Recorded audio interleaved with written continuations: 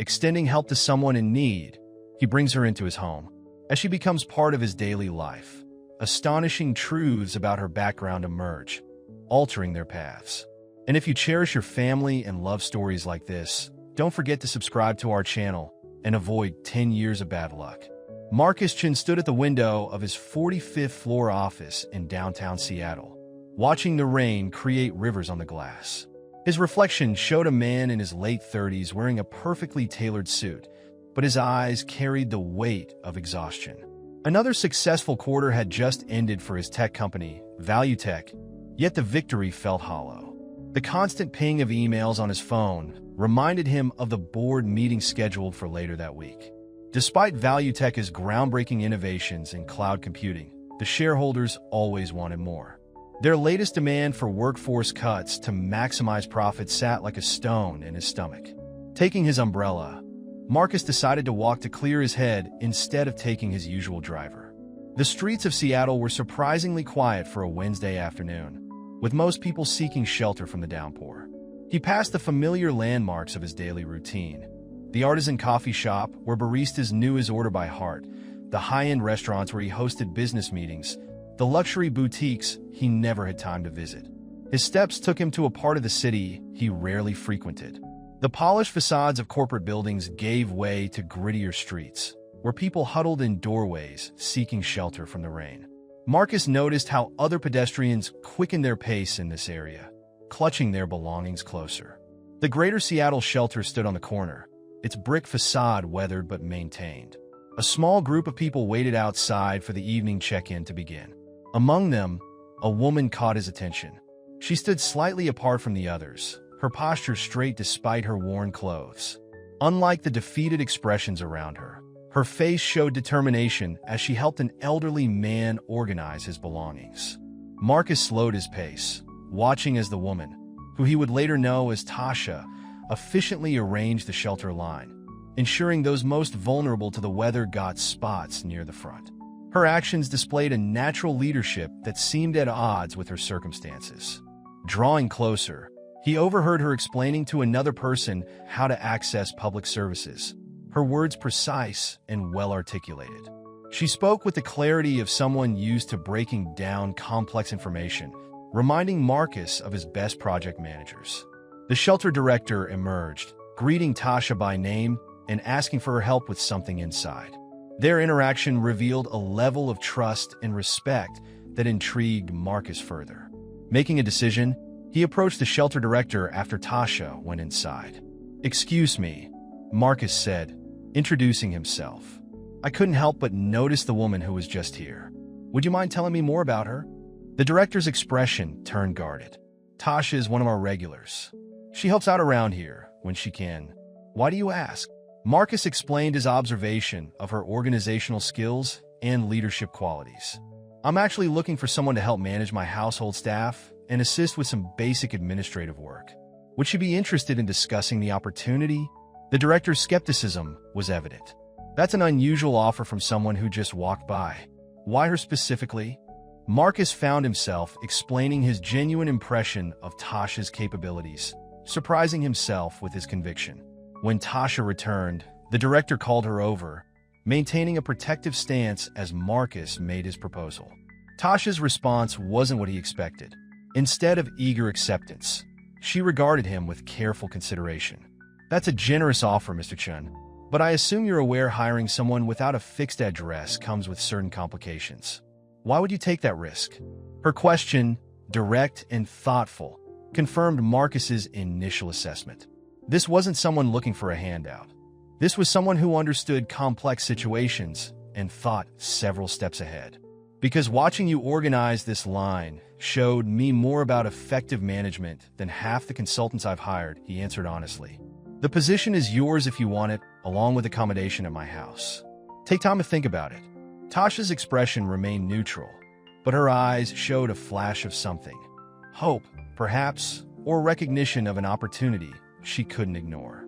"I'll need to know more about the position," she said carefully, "and I have some conditions of my own to discuss." Marcus handed her his business card, noticing how she read every detail before tucking it away carefully. "Come by my office tomorrow at 10 a.m. We'll talk details." As he walked away, Marcus felt something he hadn't experienced in months. Genuine curiosity about what the next day might bring. He didn't realize then that this encounter would change not just Tasha's life, but his own in ways he couldn't imagine. Tasha's first week in Marcus's sprawling Lake Washington home revealed a stark contrast between her past and present circumstances. Her new living quarters, a comfortable guest suite with a view of the water, felt almost surreal compared to the shelter cot she'd grown accustomed to. Each morning, she'd wake before sunrise, a habit ingrained from shelter life, and spend several minutes reminding herself this wasn't a dream. The household staff, initially wary of their new colleague, watched as Tasha quickly established efficient systems for managing schedules, supplies, and maintenance. She implemented a digital calendar that streamlined communication, though she carefully masked her familiarity with the technology, playing it off as basic user knowledge. During staff meetings, Tasha would catch herself about to suggest more sophisticated solutions to problems, forcing herself to stick to simpler alternatives. She'd watch the house's smart home system malfunction and clench her fists to stop from mentioning the obvious coding fixes. Her past life as a senior software engineer at a major tech company felt like a different lifetime, one she'd carefully locked away after everything fell apart. One evening, while reviewing household expenses on a tablet in the kitchen, Tasha noticed irregularities in the smart home system's energy consumption patterns. Without thinking, she began muttering about inefficient coding and potential optimization solutions. Marcus, who had quietly entered for a late-night coffee, overheard her technical mumbling. "You know something about programming?" he asked, causing Tasha to freeze mid-calculation. The moments stretched between them. Tasha considered deflecting, but found herself too tired to maintain the facade. "I used to be a software engineer," she admitted, her voice steady despite her internal tension. "At Metasys Technologies." Marcus nearly dropped his coffee cup. Metasys was a major player in enterprise software until its spectacular collapse 3 years ago. "You worked on their cloud infrastructure team?" "Let it actually," Tasha replied, her fingers unconsciously tapping lines of phantom code on the tablet's surface. "Until the scandal broke and everything fell apart." Marcus pulled up a chair, his interest clearly piqued. "The data breach wasn't your team's fault. Everyone in the industry knows that was a management cover-up. Try explaining that to potential employers when your name is linked to the biggest security failure in cloud computing history," Tasha responded, a hint of bitterness creeping into her voice. "Even after investigations cleared my team, the damage was done. No one would take the risk." Marcus studied her for a moment, then pulled out his laptop. "Show me what you were thinking about the energy consumption issues." Tasha hesitated, her hand hovering over the keyboard. 3 years of built instinct screamed at her to maintain her current stable position, to not risk everything on past skills that had ultimately failed her. But the familiar sight of a development environment called to something deeper. She began typing, and soon the kitchen filled with the steady rhythm of keystrokes. Marcus watched as she effortlessly navigated through complex systems, pointing out inefficiencies and suggesting optimizations. Her expertise was evident in every line of code she wrote, in every architectural decision she explained. "This is elegant," Marcus said after she'd outlined a solution that would cut the system's energy usage by 40%. "Why didn't you tell me about your background when we first met?" Tasha closed the laptop slowly. "Would you have hired me if I had? Or would you have seen what everyone else saw? A liability. A reminder of how quickly everything can fall apart." "I would have seen what I see now," Marcus replied. "Someone who understands systems, both technical and human. Someone who didn't let failure destroy their skills or their drive to improve things." Their conversation stretched into the early hours, moving from technical discussions to broader ideas about technology's role in society. Tasha found herself sharing concepts she developed during her homeless period. Ideas about how technology could better serve vulnerable populations. "I've been thinking about a platform," she admitted, finally voicing thoughts she'd kept to herself for years. "Something that could help people in situations like mine navigate resources, services, opportunities. But it would need to be designed by people who understand both the technical and human elements." Marcus listened intently, his mind clearly processing possibilities. Would you be interested in developing that idea further? Not as my household manager, but as a technical partner? Tasha felt a familiar surge of excitement, immediately followed by caution. That's a significant risk for you, professionally and personally. Sometimes the biggest risks bring the most important rewards, Marcus responded. Let's start small, a proof of concept. You can work on it alongside your current duties until we see if it's viable. As they set up a workspace in Marcus's home office the next day, Tasha felt both exhilarated and terrified. She was stepping back into a world that had once betrayed her, but this time with a purpose that went beyond profit margins and market share. Neither of them realized then that this late-night kitchen conversation would lead to a project that would challenge not just their technical capabilities, but their understanding of success, redemption, and human potential. The project quickly evolved from a simple proof of concept into something more substantial. Tasha and Marcus established a makeshift development hub in his home office, where they spent evenings refining the platform's architecture. Their initial focus was creating a user-friendly interface that could work seamlessly across different devices, including the older phones common among homeless populations. However, their progress hit its first major obstacle during a crucial investment meeting at ValueTech's headquarters. Marcus had gathered his senior executives and key investors to discuss the company's upcoming quarter, intending to introduce the new project. The tension in the boardroom was palpable as he presented Tasha's involvement. "Let me get this straight," interrupted Richard Blackwood, one of ValueTech's earliest investors. "You want to allocate significant resources to a project led by someone who was at the center of the Metasys disaster? Someone who's been homeless?" His tone made the last word sound like a criminal offense. Marcus maintained his composure, though his jaw tightened. "I'm presenting an innovative solution for a significant market gap, developed by a highly qualified engineer with unique insights into user needs." "Unique insights isn't what shareholders want to hear," Sarah Chun, the CFO, interjected. "They want stability, reliability, and minimal risk. This proposal offers none of those." The discussion deteriorated from there. Investors raised concerns about everything from potential security risks to reputation management. One board member even suggested that Marcus's judgment might be compromised by charitable impulses. Later that week, Tasha faced her own trial by fire. Marcus had arranged for her to meet with ValueTech's development team to discuss technical integration possibilities. She arrived at the office wearing a borrowed suit, her hair pulled back severely, aware of every eye following her movement through the building. The development team's conference room held 12 engineers, all of whom had copies of her old Metasys personnel file spread before them.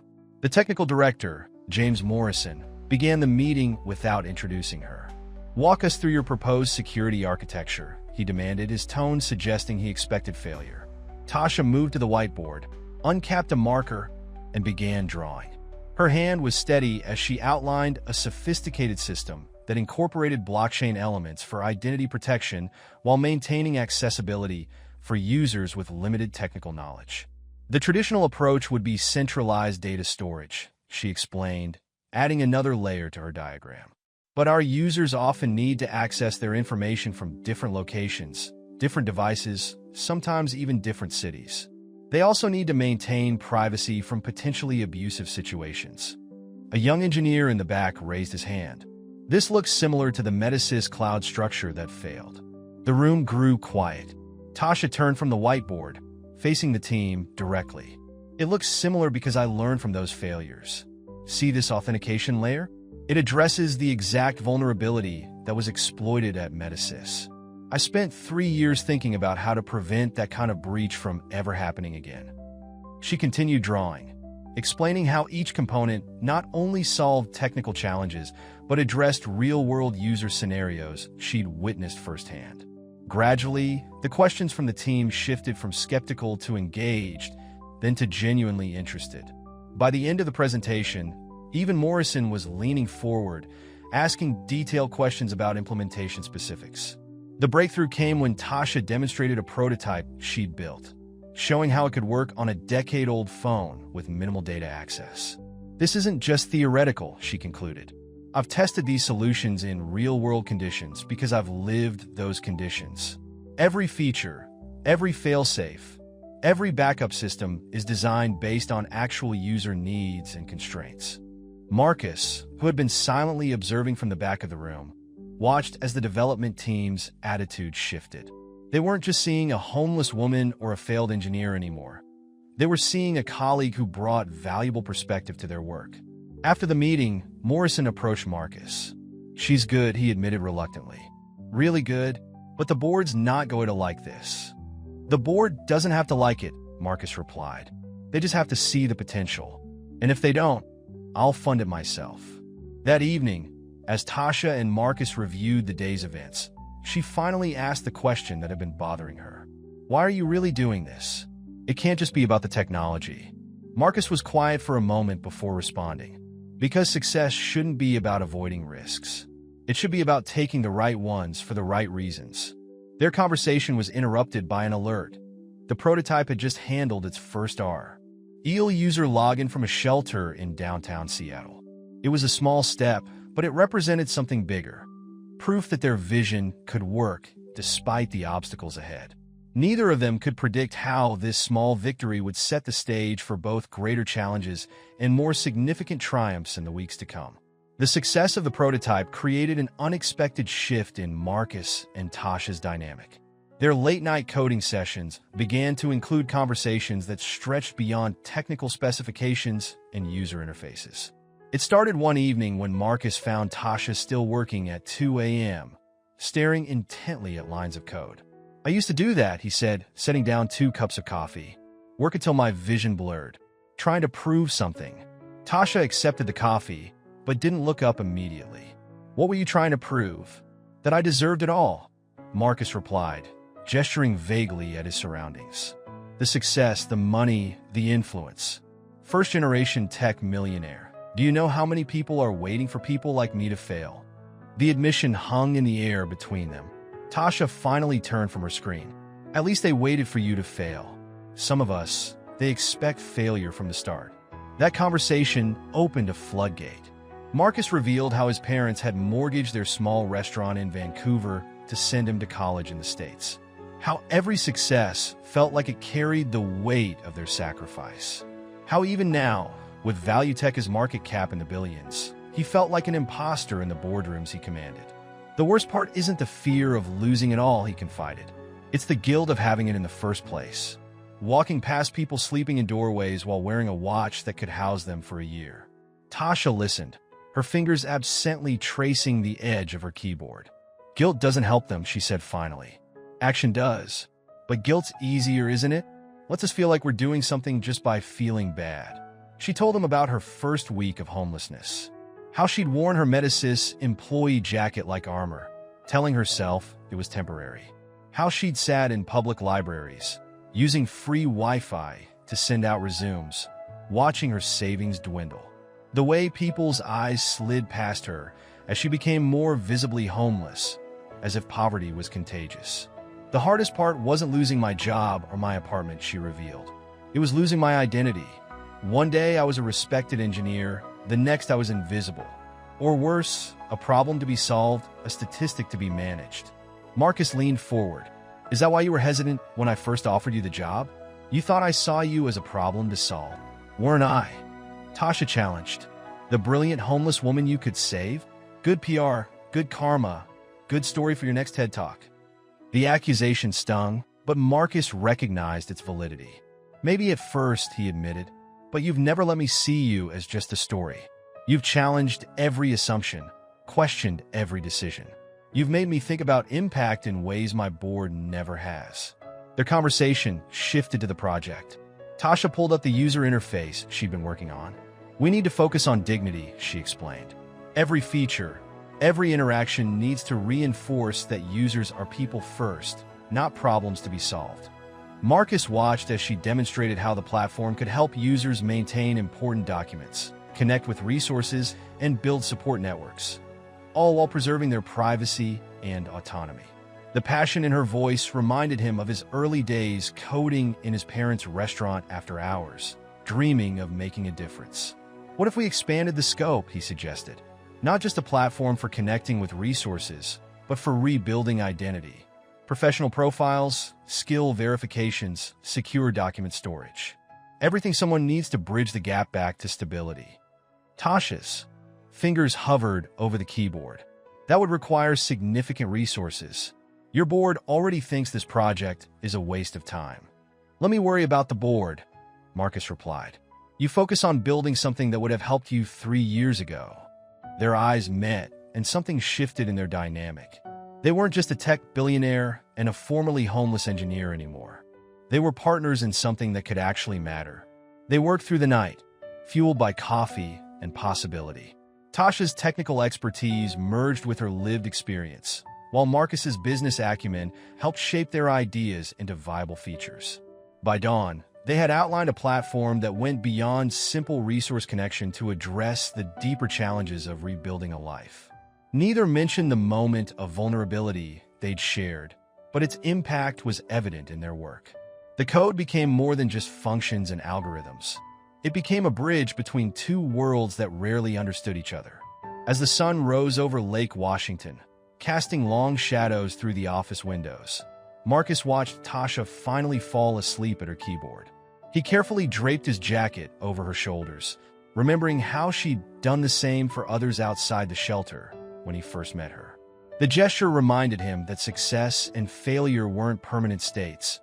They were moments in a larger journey. What mattered was what you built along the way and who you helped build it with. The invitation to speak at Tech Forward, Seattle's premier technology conference, arrived on a Tuesday morning. Marcus had nominated their project for the Innovation for Impact track, and the selection committee was particularly interested in Tasha presenting their work. The email mentioned phrases like unique perspective and compelling personal narrative, which made Tasha's stomach turn. "I'm not doing it," she said firmly, pushing away from her workstation. "The project should stand on its technical merits, not my background story." Marcus, who had been anticipating this reaction, set aside his laptop. "The technical merits are precisely why they chose us. But your experience gives you credibility that no other presenter could match. You understand both sides of the equation." "You may not make a good story," Tasha countered, her voice sharp. "From homeless to tech conference speaker, it's perfect PR. Is that why you didn't tell me you were submitting our work?" The accusation hung between them. Marcus had indeed submitted the proposal without consulting her, knowing she would refuse.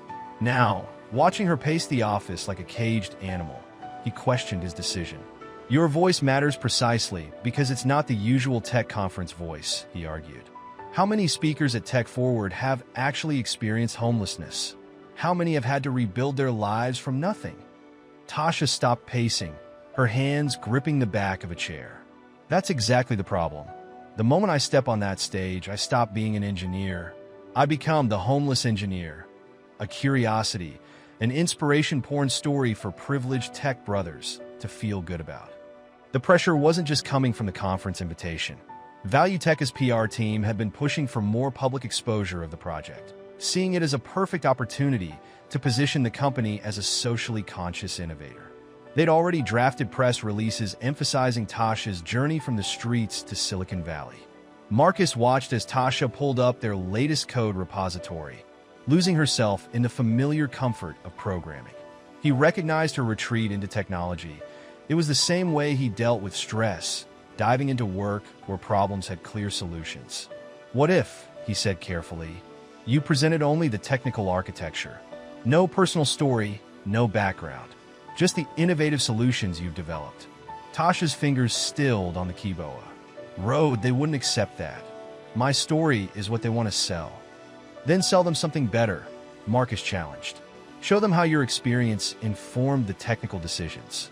Make them understand that lived experience is a form of expertise." He pulled up the conference schedule on his screen. "Look at the other sessions. Dozens of talks about building solutions for underserved populations, all by people who've never experienced those challenges. You can change that narrative." Tasha moved to look at his screen, her reflection visible in the dark parts of the display. She saw what others would see: a black woman who had fallen from success to homelessness and back again. But she also saw something else: an engineer who had never stopped solving problems, even when the problems were her own survival. "If I do this," she said slowly, "I need control over the narrative. No PR team spinning my story, no inspirational marketing angle. I present our work as an engineer who happens to have relevant experience, not as a success story." Marcus nodded, relieved but also concerned about the brewing conflict with his corporate team. ValueTech, as head of PR, had already scheduled meetings to discuss messaging strategy, and the board was expecting a presentation that would boost the company's social impact credentials. In the weeks leading up to the conference, Tasha threw herself into preparation. She worked late into the night, refining their presentation to focus on the technical innovations while weaving in insights from her experiences without making them the central narrative.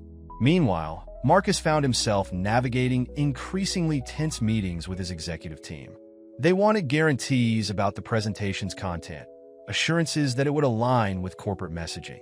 His support of Tasha's approach was creating whispers about his judgment.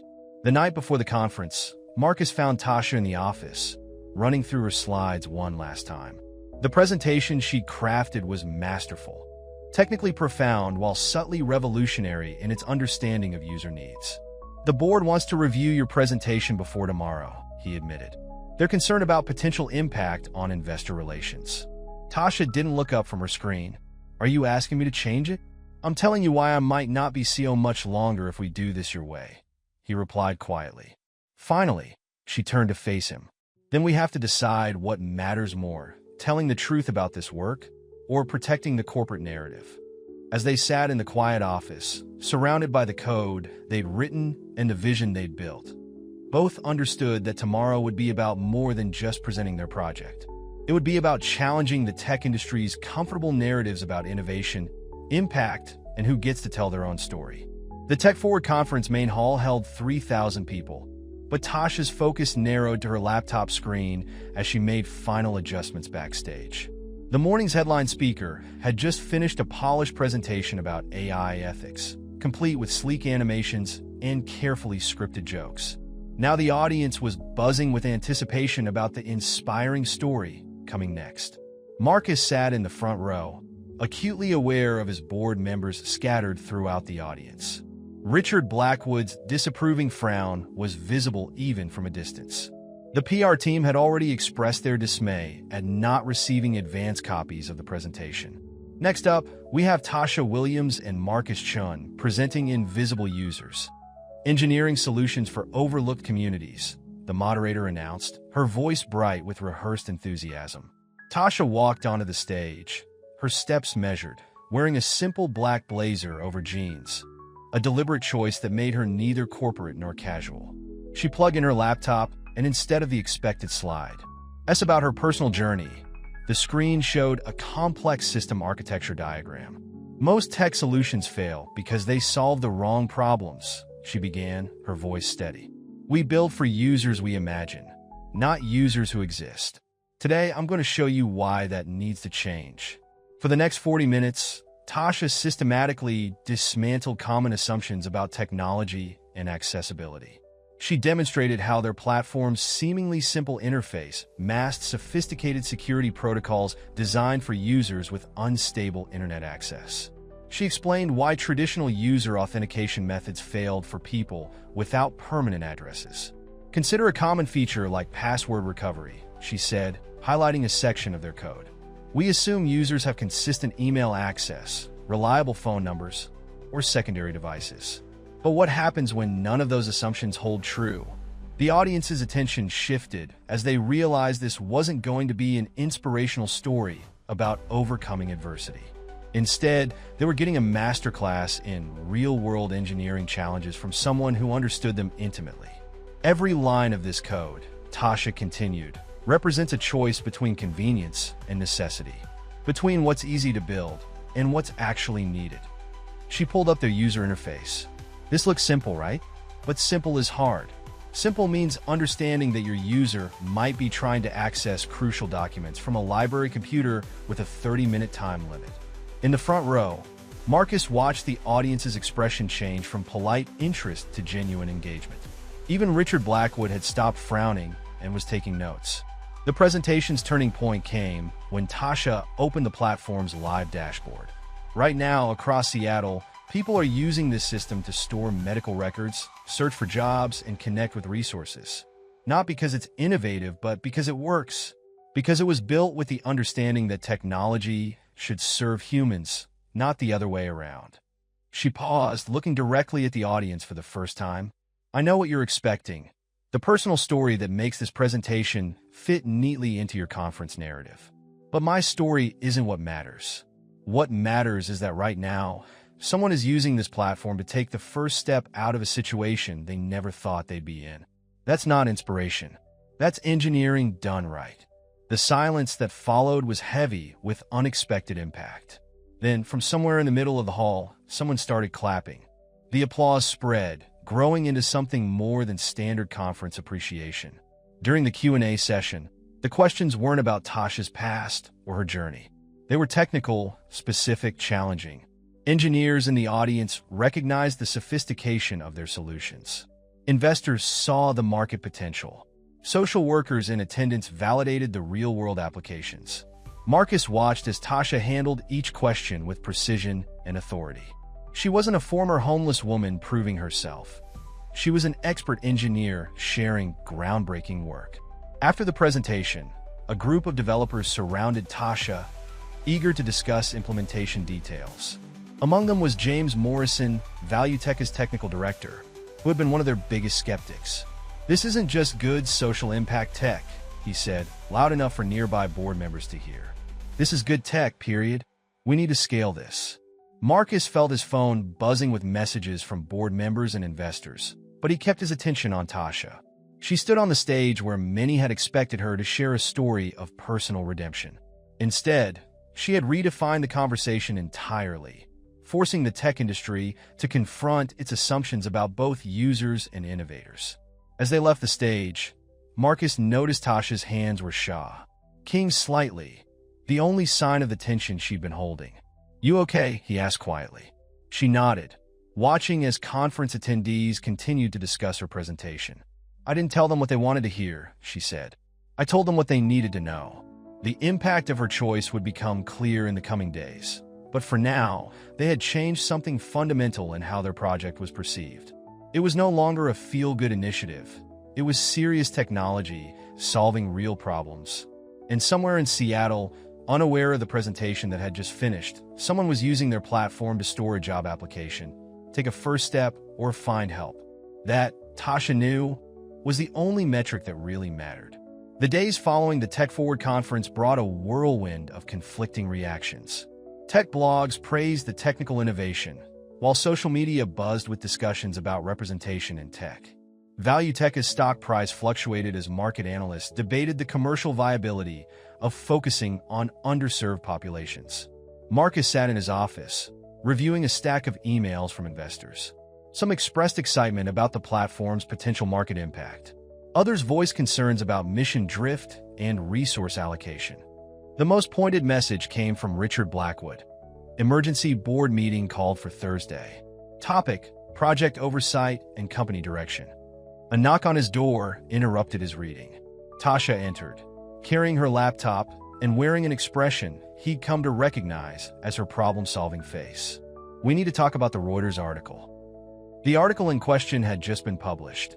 From Streets to Silicon Valley, the face of tech's social conscience. Despite focusing primarily on the technical aspects of their platform, the piece included several paragraphs speculating about the nature of Marcus and Tasha's relationship. "They're trying to turn this into either a savior narrative or a scandal," Tasha said, her voice tight with controlled anger. "Either way, it undermines everything we're trying to accomplish." Marcus skimmed the article again, noting the subtle implications. "They're questioning whether you're qualified to lead the technical development, suggesting I gave you the position for PR reasons. Are they wrong?" The question came quietly, but it hit like a thunderbolt. "Sometimes I wonder if I'm just part of your redemption story. The homeless woman you saved to prove you're one of the good billionaires." The silence that followed was heavy with months of unspoken tensions. Marcus pushed back from his desk, choosing his words carefully. "When I first offered you the job, maybe there was an element of that. But you've never let me treat you as a charity case. You've challenged every assumption, pushed back against every shortcut. That's not the point, Tasha interrupted. The point is that no matter what I do, no matter how innovative our solutions are, some people will always see this as your project that you generously let me help with.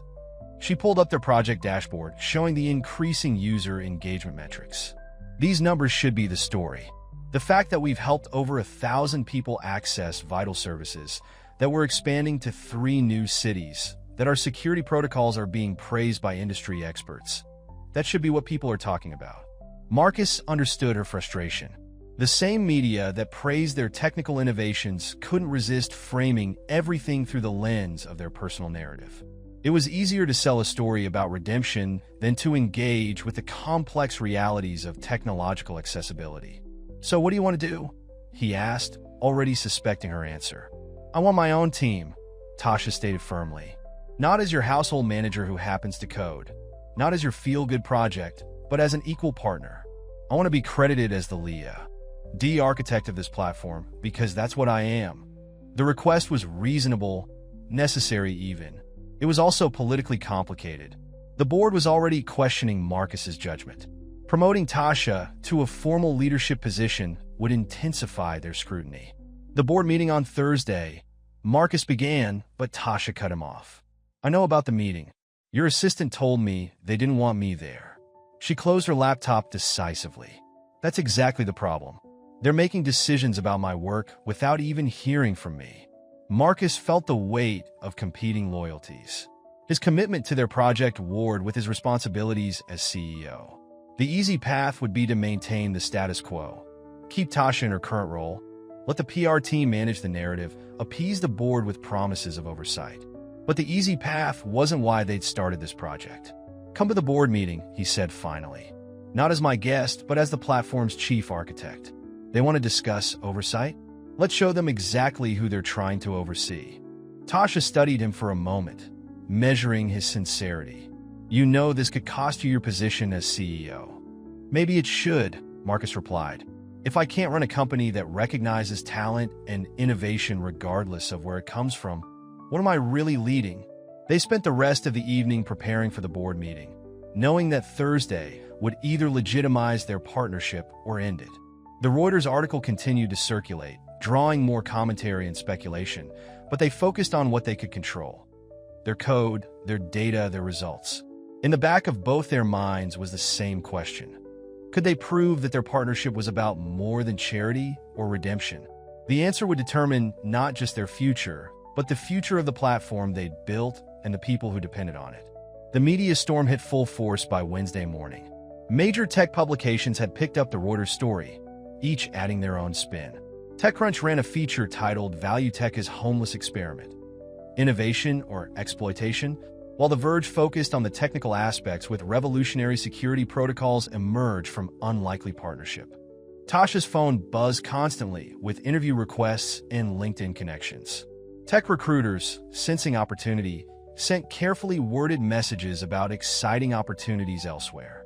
Several rival companies reached out through back channels, offering to fund her own startup if she left Value Tech. In his office, Marcus dealt with a different kind of pressure. Sarah Chun, the CFO, had just dropped a thick folder on his desk. "These are the preliminary risk assessments," she said, her tone clipped. "The board wants them reviewed before tomorrow's meeting. The liability concerns alone." She tapped the folder meaningfully. Marcus opened it, scanning the first page. "Liability concerns about what, exactly?" "Our platform is exceeding every security benchmark." "This isn't about the technology," Sarah replied. "It's about perception. Major clients are asking questions about having their data handled by—" She paused, choosing her words carefully. "Someone with her background. Her background as a senior engineer at Metasys? Or her background as someone who experienced homelessness?" Marcus's voice was deliberately calm. "Because one of those actually relates to data security." Sarah remained professional but firm. "Both are relevant to our clients. JP Morgan is particularly concerned. They're suggesting their contract renewal might depend on additional oversight of the project." The implied threat was clear. JP Morgan's contract represented nearly 20% of Value Tech's annual revenue. Losing them would tank the stock price and potentially trigger a cascade of client departures. Meanwhile, Tasha faced her own crisis in the development lab. She'd arrived to find Morrison and his team gathered around monitors, reviewing media coverage instead of code. The Daily Tech just ran a deep dive on Metasys, one developer announced as she entered. They're asking if the same security flaws could be present in our platform. Tasha set down her coffee with deliberate care. Pull up our security audit logs, she commanded. All of them from day one. For the next 2 hours, she walked the team through every security decision, every failsafe, every layer of protection they'd built. Her explanation was thorough, technical, and completely focused on the code rather than the controversy. These protocols, Morrison said slowly, studying a particularly elegant solution, they're not just secure. They're resilient, designed for worst-case scenarios we haven't even considered. Because I lived the worst-case scenarios, Tasha replied simply. I know what happens when systems fail the people who need them most. By afternoon, social media had latched onto the story. Hashtag Tasha Williams was trending, with tweets ranging from inspiration to skepticism. A viral thread analyzed every public photo of her and Marcus, speculating about their relationship. Another debate raged about whether her story represented progress in tech diversity or tokenism. Tasha decided to channel the attention productively. She posted a single tweet. Want to know what I actually work on? Here's our platform's impact metrics for the past month. Followed by hard data about users helped, services accessed, and jobs secured through their system. The tweet cut through the noise, especially when verified accounts from homeless shelters and social services organizations began responding with their own success stories using the platform. Marcus was forwarded these responses during a tense meeting with the PR team, who were pushing for a more controlled narrative. We should focus on the partnership angle, the PR director suggested. Position it as a story of corporate responsibility and innovation working together. No, Marcus said firmly. We focus on the technology and its impact. That's what Tasha's tweet did, and it's working. Mr. Chun, the director, leaned forward. With respect, we're trying to protect both you and Ms. Williams. The board meeting tomorrow will be about facts, not narratives, Marcus interrupted.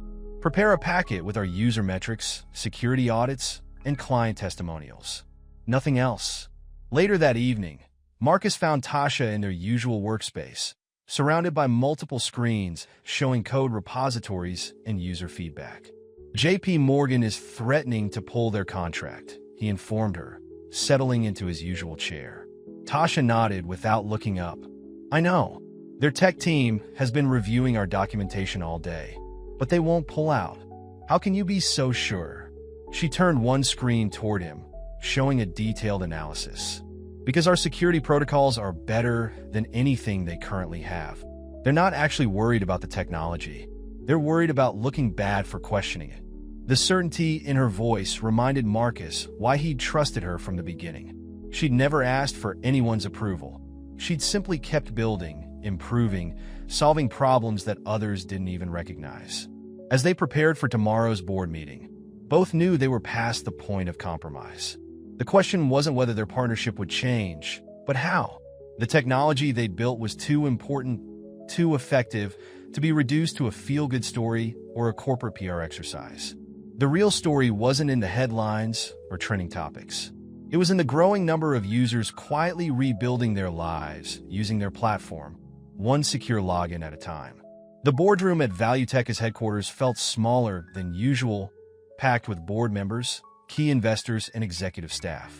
Tasha sat at the conference table, her laptop open to their platform's live dashboard, while Marcus took his usual position at the head of the table. Richard Blackwood opened the meeting with characteristic directness. Before we begin, I want to acknowledge the elephant in the room. Our fundraising campaign has attracted significant attention, but not all of it positive. He pulled up a presentation showing declining stock prices and concerned investor emails. Several major shareholders have expressed concerns about mission drift. They invested in a tech company, not a social service organization. Tasha's response was to silently project her screen onto the main display. The dashboard showed real-time user activity, a veteran in Tacoma accessing medical records, A single mother in Portland completing a job application, a family in Seattle connecting with housing services. "This is what mission drift looks like," she said, her voice steady. "In the past hour, 47 people have used our platform to take steps toward stability. Each one represents a potential success story. But more importantly, each one represents a market we're first to serve effectively." She switched to their analytics page. "Our user base has grown 300% in the past month. Retention rates are at 92%. These aren't just social impact metrics, they're market penetration numbers in an untapped sector." Sarah Chun, the CFO, interjected. "The numbers are impressive, but JP Morgan's concerns about security are resolved," Tasha completed, pulling up a new screen. "Their technical team completed their audit this morning. Our security protocols exceed their requirements by 47%. They're not pulling their contract. They're asking to implement our authentication system across their platforms." A murmur ran through the room. Marcus watched as board members leaned forward, their attention shifting from potential scandal to potential profit. "But the PR situation," another board member began, "is an opportunity," Marcus cut in. "Every major tech company claims to want diversity in their leadership and innovation in their products. We actually have both. Our platform isn't just helping people, it's redefining how technology can serve underserved markets." The discussion grew heated. Some board members saw the potential for expansion, while others warned about risks to their traditional business model. The debate might have continued indefinitely if not for what happened next. Tasha's dashboard pinged with a new notification. A user in Seattle had just secured their first job interview in 3 years using their platform. The notification included a brief message. "Thank you for building something that actually works for people like me." The message hung on the screen, cutting through the corporate jargon and stock prices. It was a reminder of what technology was supposed to do: solve real problems for real people. Then Richard Blackwood did something unexpected. He asked Tasha directly, "What's your vision for this platform?" Not Marcus's vision, not ValueTech's vision, yours. Tasha closed her laptop slowly, meeting his gaze. "My vision is to make technology that doesn't just work for people like me, but is built by people like me. Because we understand the problems firsthand. We're not guessing at solutions, we're coding from experience." She continued, her voice gaining strength. "This isn't about charity or PR. It's about recognizing that innovation doesn't just come from comfortable offices and prestigious degrees. Sometimes it comes from understanding exactly how current systems fail." The room fell silent. Even the most skeptical board members seemed to be reconsidering their positions. Marcus prepared to speak in support, but before he could, another notification pinged on the dashboard. This one was different. A major tech industry foundation had just pledged $50 million to expand similar initiatives across the country. They specifically cited ValueTech's platform as the model they wanted to support. The timing couldn't have been better. Suddenly, it had been seen as a liability was transforming into a leading edge. Board members who had been questioning the project's value were now discussing expansion strategies. Marcus watched as the conversation shifted from damage control to growth potential. But his attention was on Tasha, who kept the dashboard running throughout the meeting, each new user notification a quiet reminder of why they'd started this work in the first place. As the meeting drew to a close, Richard Blackwood made an unexpected proposal.